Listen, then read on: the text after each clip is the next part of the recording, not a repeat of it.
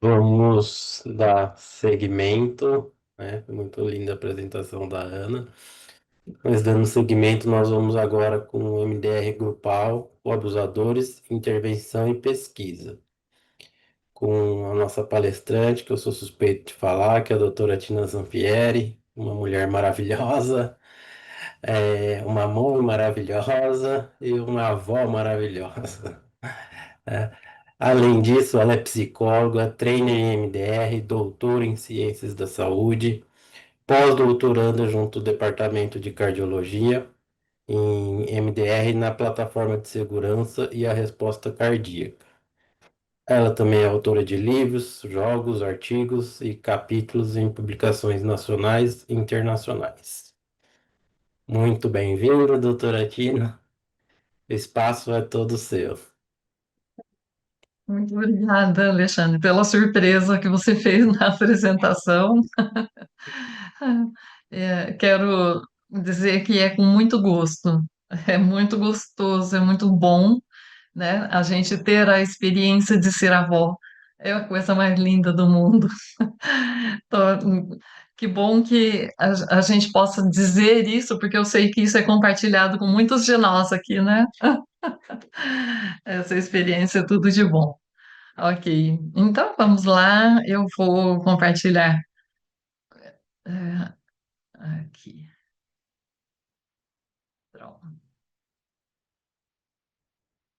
tá. Compartilhando. Ah, é isso. Agora, ok. Então, esse é o tema. É um MDR grupal dentro deste contexto de perpetradores.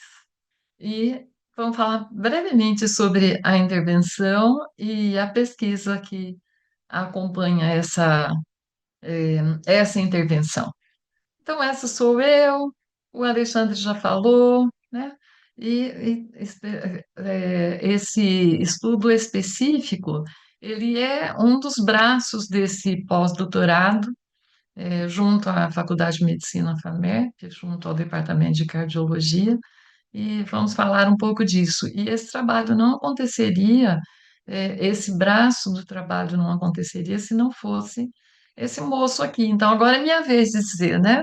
Que ele não é só um excelente filho, ele é também um excelente MDRista e um super parceiro nos nossos estudos, nos nossos trabalhos. Também quero agradecer a Maria Marta, que eu estou vendo que aqui presente, é uma colaboradora também em uma pesquisa com esse mesmo protocolo. E quero completar que o Alexandre é especialista em sexualidade humana e trabalha com isso, com EMDR. Né? Também é coautor numa coletânea maravilhosa, tem um livro muito lindo sobre adoção e é parceiro nessa nossa coletânea que se chama Adote o Seu Filho, porque os filhos, todos sejam biológicos ou sejam adotivos, eles precisam ser adotados por seus pais, não é? E a gente escolheu esse título para a coletânea da- fundamentados na história, em que os romanos, quando nasciam os filhos, o filho era colocado no chão. E se o pai pegasse o filho e erguesse o filho, significava que ele estava adotando o filho dele. E aí ele iria poder conviver na casa e, enfim, ser criado ali. Caso o pai não fizesse isso, o filho tinha que ser tirado, retirado da casa. Então é um apelo, né? Adote o seu filho. E aí é uma coletânea que contém orientação para pais e para profissionais, mais especificamente ainda, da nossa abordagem. Mas tem orientação para pais em geral. E o nosso tema específico, então, aqui lidando com uma população de uma realidade que, infelizmente, é altamente prevalente. Então, no mundo inteiro, em estudos da Organização Mundial de Saúde, uma em cada três mulheres, é muito alto esse índice. E ele não é privilégio de nenhum país, infelizmente. Embora existam muitos estudos constatação de excelentes resultados com pessoas que são vítimas, a gente não pode esquecer que os perpetradores continuam agindo, né, e não é suficiente que eles sejam afastados das suas famílias. E olhando para essa realidade, também podemos constatar em estudos prévios, né, de muitos autores, que dentre a história de perpetradores da violência doméstica, existe uma associação muito grande com transtorno disruptivo, transtorno de controle do impulso, de personalidade, borderline, transtorno do humor, transtornos dissociativos, e muitas vezes associados, muitas vezes não, também com uso abusivo de substâncias, mas que eles têm um histórico de repetição que nos remete a ter consciência que nós precisamos trabalhar com a transmissão transgeracional de traumas. E muito frequentemente nessa história de repetição, eles tiveram também a oportunidade de viver no seu núcleo familiar experiências adversas na infância. Eles têm, em geral, apresentam sintomas de TEPT complexo, como a dificuldades com autorregulação, uma gama imensa de crenças negativas, dificuldades em se sentir próximo em relacionamentos e dificuldade em processamento. Então, todas essas questões, além disso, eles podem apresentar dificuldade com autorregulação e muito poucas redes de memórias adaptativas. Eles aprenderam, segundo a Lei Liottes apresentou no Europe Conference, eles aprenderam a usar suas estratégias de sobrevivência, que inicialmente usaram para se ajudar a lidar com situações difíceis, e tiveram sucessos em usá-las. E isso se cristalizou e eles continuam aplicando essas mesmas estratégias ao longo da vida, estratégias bastante infantis, não é? E que requer todo um desenvolvimento. Então, por outro lado, esse protocolo, denominado EMDR, Plataforma de Segurança, ele foi desenvolvido originalmente para pacientes com sintomas de TEPT complexo. E ele vem, sendo desenvolvido em muitas situações diferentes. Ele leva em conta que a estruturação neuropsíquica é algo que todos nós sabemos que requer um tempo muito longo, tanto para a estruturação, não é, das camadas do nosso cérebro, como também da circuitaria cerebral. E exatamente por começar muito cedo na vida, muito antes do nascimento, e só poder ser considerado um cérebro maduro aos 25, 30 anos de idade, então também a gente precisa considerar que é um tempo muito longo de vulnerabilidade. É um tempo muito longo de oportunidades, mas também é um tempo muito longo de vulnerabilidade. Então, nós levamos em conta neste protocolo que existe uma fase que precisa ser considerada na terapia, que é uma fase de pré-concepção. Existe uma fase fetal, uma pós-natal. E, como já dissemos, por todas as questões, e todos nós temos conhecimento de que o nosso cérebro, para ele estruturar, se desenvolver, requer estimulação. Estimulação é tudo que vem de dentro e tudo que vem de fora, não é? Então, todo esse tempo de desenvolvimento é um tempo em que este cérebro vai estar exposto à estimulação. E estimulação vai existir sempre, dado que é tudo que acontece continuamente. A diferença está na qualidade dessa estimulação. E então preceito principal deste protocolo é a hipótese de que houve uma má estruturação, e é ali que a gente investe, tá? Priorizando fases de pré-concepção, fetal, pós-natal, infância principalmente, ali dando atenção a eventos adversos de infância. Então, dentro do nosso protocolo clássico, desenvolvido pela doutora Francine Shapiro, em que nós temos ali uma base teórica que nos orienta, que os sintomas, eles são apoiados, e sustentados em situações que se constituíram em memórias que não foram bem digeridas, não foram bem processadas originalmente. Nosso trabalho com abordagem MDR volta-se para este aspecto, não é?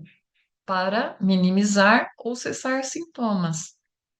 Então, é, dentro do uso do protocolo plataforma de segurança, nós podemos fazer uma intervenção usando esse protocolo brevemente, como um recurso para a fase 2 do nosso protocolo clássico de EMDR, em que as atividades entram aqui para promover um fortalecimento, uma reestruturação, e a gente segue adiante, né, aí priorizando os sintomas que nós temos para cada contexto e para cada paciente diferente. Em- Dentro, desse formato de uma extensão da fase 2, esse protocolo está publicado dentro deste livro de recursos e protocolos da Bárbara Hensley, que é a organizadora da Biblioteca Francine Shapiro, e que foi alvo também de muitos estudos, não é? Aqui, por exemplo, é um estudo com a plataforma de segurança, também dentro da violência doméstica, mas aqui com as vítimas. E dentro deste formato em que a plataforma de segurança foi usado como um recurso para a fase 2 do protocolo clássico. E os resultados foram muito interessantes, em termos de diminuição do estresse, como preparação do paciente para ele poder entrar em fases de reprocessamento, e todo esse trabalho é feito com EMDR. Então, aqui nós podemos constatar que dentro da população randomizada e que o trabalho foi feito sem a plataforma de segurança, tivemos aqui um resultado interessante, mas dentro da população com a plataforma de segurança usada como recurso de fase 2, um resultado importante em que a população entrou em um estado de estresse, que é esse verdinho aqui, considerado saudável. Então, é uma resposta aí interessante. E o protocolo pode ser usado também em sua forma estendida. E aí ele pode configurar-se dentro daquilo que nós chamamos de tratamento orientado por fases, e que tem muitas abordagens que trabalham assim, inclusive vários protocolos dentro da nossa própria abordagem.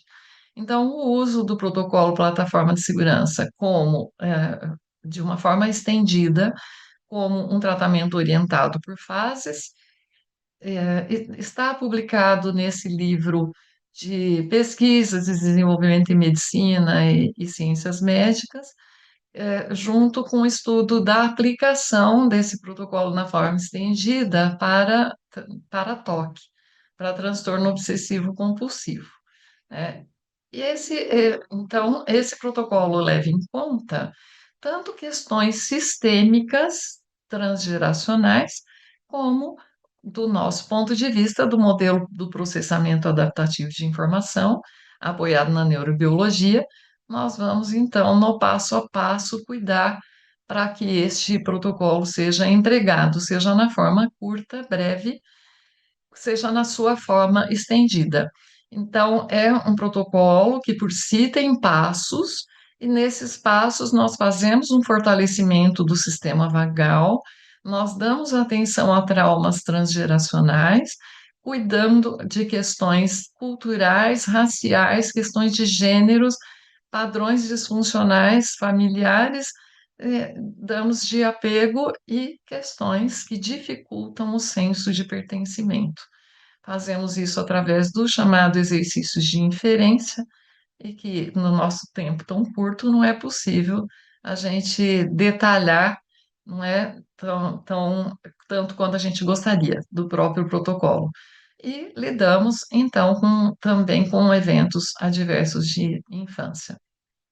Esse protocolo foi adaptado para a forma grupal para atender perpetradores da violência doméstica, e aqui está aquilo que nós vamos salientar como um estudo de resultados desse protocolo. Então, a gente leva em conta que o perpetrador na violência doméstica, ele é um sujeito que viveu um bando de situações traumáticas de vida, e que ele apresenta sintomas de TEPT complexo e que este protocolo foi desenhado para TEPT complexo e que, portanto, talvez pudesse ter resultados para essa população. E dado que foi um protocolo que vem sendo estudado para várias populações diferentes, aqui o objetivo foi averiguar resultados deste protocolo na forma grupal com agressores na violência doméstica. Então, nós levamos em conta que os perpetradores na violência doméstica são a população-alvo, e nós vamos avaliar os resultados para isso, propondo um estudo pré-pós, com follow-up, e com especificamente homens afastados por medida protetiva, randomizados pela própria equipe técnica do fórum, lá do anexo da violência do fórum, que alocou a intervenção, todo o trabalho foi desenvolvido dentro desse espaço físico, e incluídos como critérios de inclusão por violência, recorrência e aceitação, que é uma obrigatoriedade para que a pessoa possa participar de qualquer pesquisa. Então, este é um anexo da violência, que eles têm, em média, 240 perpetradores afastados por medida protetiva por mês, né? E 16 aceitaram participar desse estudo, e esse estudo, então, compreende lá dentro do anexo 8 encontros, onde nós tivemos ali, desde a recepção até a aplicação de escalas, e depois repetidas lá no nosso oitavo encontro, e um mês após, como follow-up. Então, nós tivemos um primeiro dia onde houve testagens, história clínica, e já iniciamos os exercícios para fortalecimento do vagal, e todo o trabalho aconteceu dentro deste intervalo, né, com a metodologia que pincelei tão rapidamente. E aqui vocês podem ver uma foto do trabalho acontecendo ali dentro do fórum, toda desfocada naturalmente para preservar a identidade da população. Aqui estou eu com a equipe, e aqui os participantes do grupo. Então, eles aceitaram fazer o trabalho. Isso não foi um trabalho fácil de ser desenvolvido, primeiro, em primeiro lugar, porque ninguém estava ali efetivamente querendo estar ali. Então, naturalmente, nós tivemos ao longo desses 8 encontros uma série de dificuldades. E a primeira, naturalmente, esperávamos já, né, que eles estivessem muito revoltados por estar ali.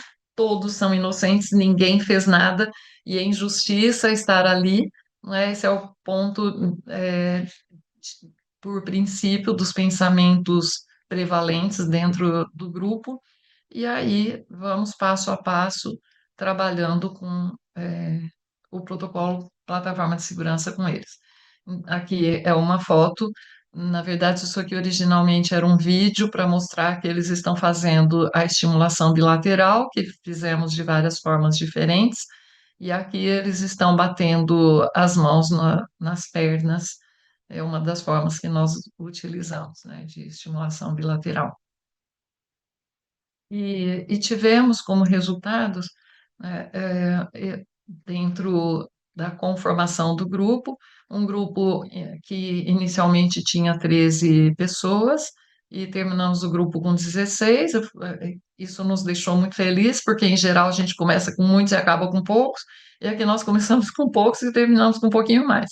Então, foi uma coisa assim, muito gratificante o desenvolvimento, não é, o andar da carruagem. E em termos de resultados, a gente quer salientar aí algumas questões. Então, ali a idade média dessa população era 46 anos e meio, de 19 a 82. Vejam que é um grupo bastante misto do ponto de vista de idade, e, e que tinha uma ocorrência média de 1,67, de uma recorrência até 7 recorrências entre os sujeitos dessa população. Desculpe, a gente não chama mais de sujeitos, chama de participantes, e, e, eh, e também bastante misto em termos dos abusos cometidos. Então, desde abuso físico, abuso psicológico, que era a maioria, mas seguido de perto por perseguição, danos à propriedade e, infelizmente, também na população, aqueles que cometeram abuso sexual contra filhas, e enteadas, todas do sexo feminino. Do ponto de vista de etnia, a grande maioria dos participantes eram brancos, com 64% da população, e os demais divididos igualmente, né, entre negros e pardos. E do ponto de vista da educação formal, a grande maioria tinha cursado até ensino médio, 41%, e os dois quase que distribuídos, na verdade, 30%, né, um pouquinho mais, um nível universitário, tá? E os demais do nível fundamental. E eu acho muito importante a gente poder observar esses resultados, porque muitas vezes a gente tem impressões prévias a respeito de quem são os perpetradores. E existe, já vi muitas vezes escrito que as pessoas com menor qualificação de educação formal são os mais prevalentes, né, dentro dessa população. E não é verdade. Veja, tanto neste grupo, né, como em outros grupos, nós podemos constatar que não é bem assim. Veja que existe uma população bastante significante, não é, com muita instrução. Então, não é uma questão só de aprender, né, gente? E aí a gente agradece a doutora Francine Shapiro, que nos conscientiza de que há coisas para aprender, mas há coisas para tratar. E que se elas não forem tratadas, não há aprendizado, não há desenvolvimento. Então, tão importante que é que a gente tenha essa consciência para que a gente possa levar isso em conta no nosso trabalho, inclusive no trabalho de prevenção, né? Então, os resultados desse estudo, que foram levados para o Congresso Europeu em 2023, são com esse grupo específico, em que nós podemos perceber que nós tivemos resultados com diferença estatisticamente considerada significante, porque é menos de 5 centésimos o valor P, e que aqui nós tivemos para esse resultado apenas para o padrão borderline. As outras questões investigadas também tivemos diferença, mas com diferença estatisticamente significante para este item de padrão borderline.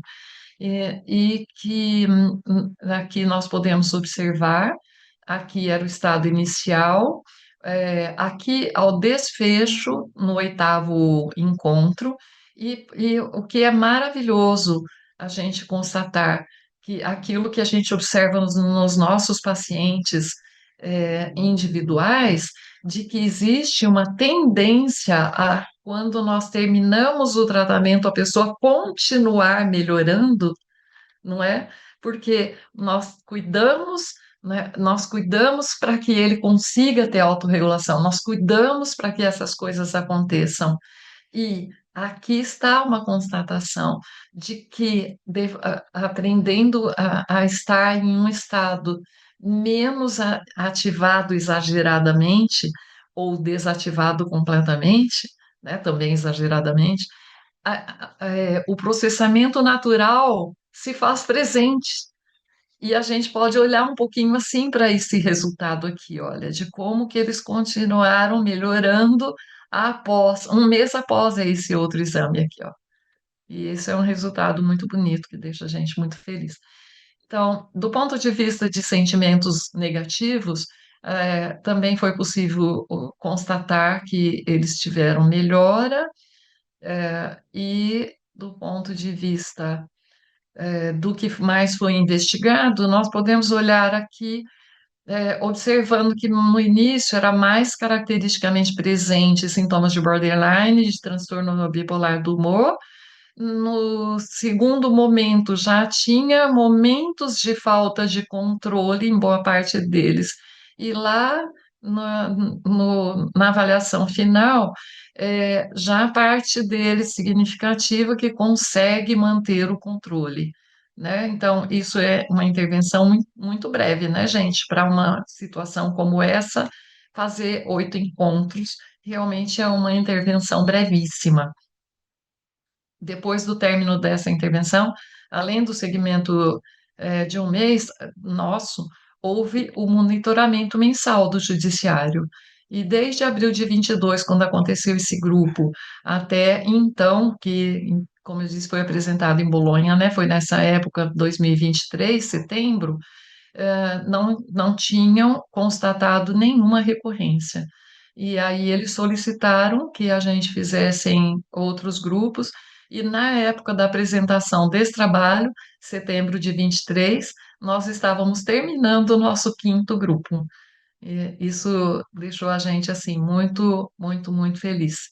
E aqui quero mostrar para vocês assim muito brevemente, é um vídeo só bastante recortado, né? Tem só 2 minutos aqui, devido ao nosso tempo, e que aqui eles também, aqueles que aceitaram fazer um depoimento, tiveram o seu depoimento gravado, permitiram que fosse apresentado. Então, aqui está, além da forma como foi apresentado em Bolonha, também com mais vedação para a preservação, dos sujeitos, dado que nós sabemos que esse nosso encontro está sendo gravado e ele vai poder ficar livremente no ar. Então, nós temos um cuidado muito grande em relação a isso. Então, eu quero. Deixa eu ver, acho que aqui já está. Digam para mim, por favor, se o som está compartilhado. Compartilhado, Hum, tá? Tem bastante coisa sobre mim mesmo, para me conhecer melhor e ver que as coisas não é da forma que a gente pensa, né? Tudo tem solução. E a maioria das coisas é mais psicológico, né? Se você for parar pra ver, o problema é tudo psicológico. Só um pouquinho. Vou iniciar de novo. Aqui, porque está melhor aqui o som. Para entender bastante coisa sobre mim mesmo, para me conhecer melhor e ver que as coisas não é da forma que a gente pensa, né? Tudo tem solução. E a maioria das coisas é mais psicológico, né? Se você for parar pra ver, o problema é pior na nossa cabeça do que na realidade, né? Às vezes o problema maior é nosso psicológico. E quando a gente consegue se entender, a gente vê que o erro é nós mesmo. Em vez de querer julgar por causa do outro, por causa da fulana, da ciclana. O erro foi a gente, né? A gente tem que assumir o nosso erro, tem que se encontrar. E lá isso me ajudou bastante nisso, a me encontrar. Antes eu não tinha muito, eu não gostava muito que falava muito na minha cabeça, né? Hoje eu sou mais calmo, mais tranquilo. Eu penso antes de falar, eu procuro ouvir mais. O realizado foi uma reestruturação psicológica para mim. eu aprendi a me amar, a me respeitar e a respeitar o espaço do próximo. Em que áreas da tua vida? Na área familiar, melhorou um pouco mais na parte profissional, principalmente. Em questão das amizades, também melhorou bastante. Hoje eu vejo que eu sou uma pessoa mais tranquila, eu procuro mais ouvir do que falar. Né? Então a gente ficava com a cabeça muito agitada. E hoje até, graças a Deus, eu tive uma proposta de um outro serviço. Em menos de poucos dias eu tive resultados de subir de cargo. Subir de cargo é algo bem objetivo. Então, a tua mudança também gerou mudança em volta de você? Em tudo, como parte física, mental, espiritual, comportamental. Na parte física também? Você notou diferença? Em uns dias eu engordei um pouquinho. Estou me alimentando melhor, que é uma coisa que eu não comia bem. Um pouquinho mais de munheca, segurando mais dinheiro no bolso. Eu era muito mão aberta. Graças a Deus. Cada dia é melhor.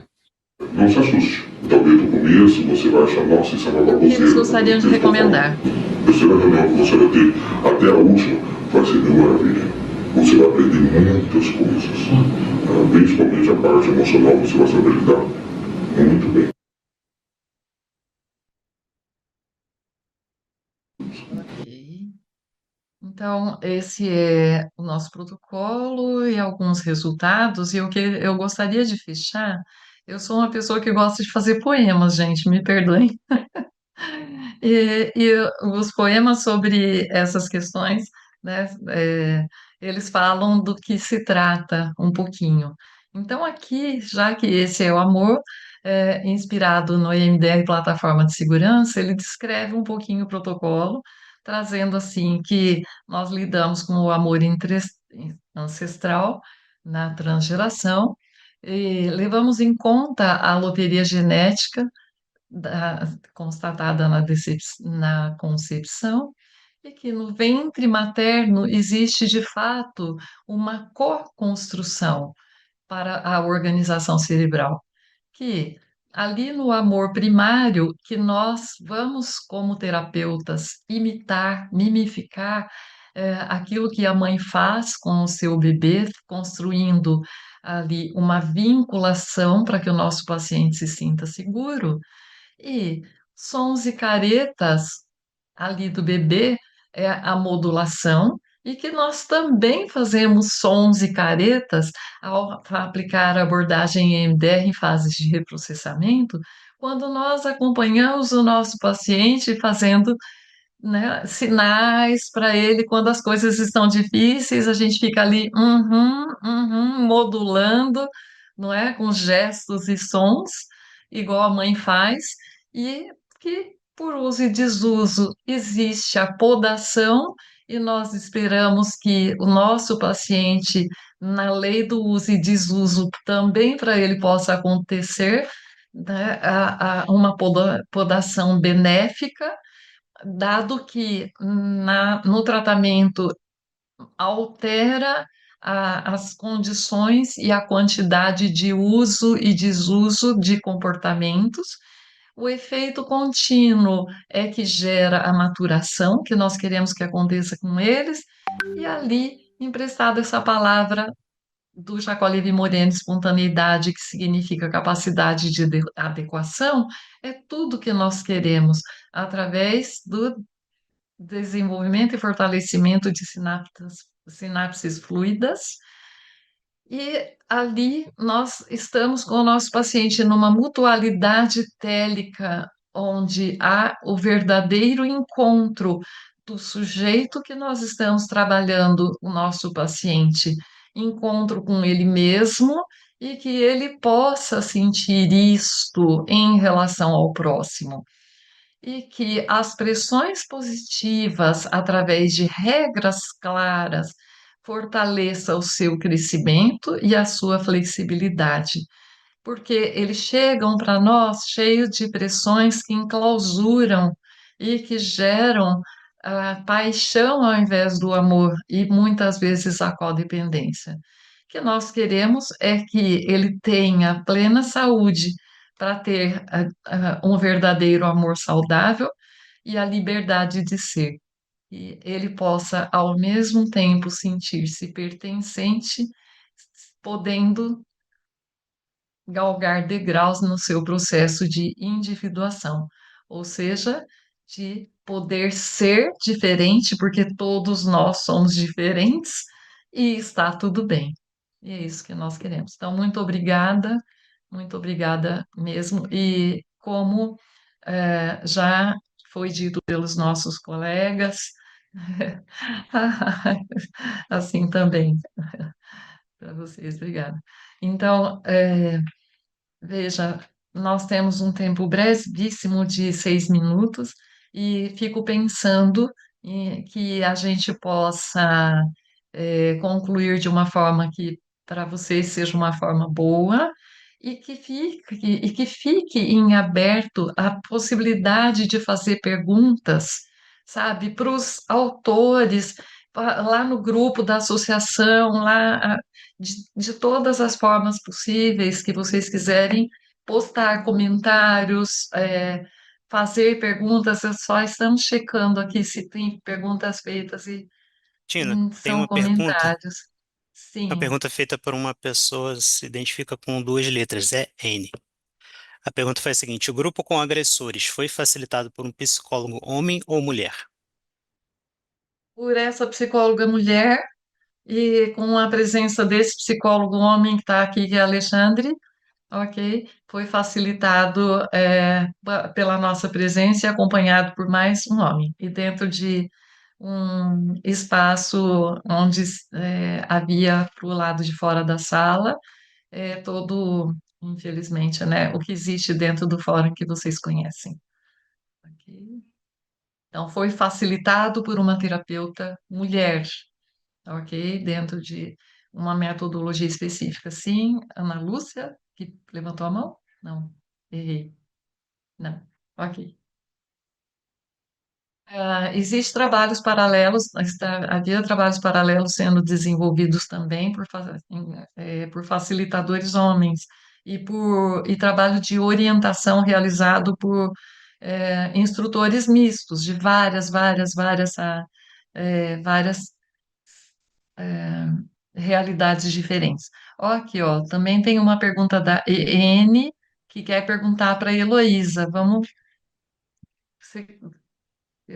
Não estou conseguindo achar a Posso pergunta. ler aqui? Sim, por favor.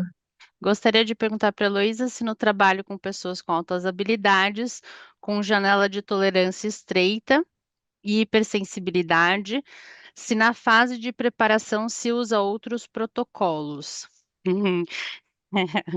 Então, isso é bastante profundo, vai depender muito. Não é todo superdotado que vai ter uma janela de tolerância estreita, mas quando você perceber, você vai perceber bem antes. Por isso que é bastante trabalho na fase 1.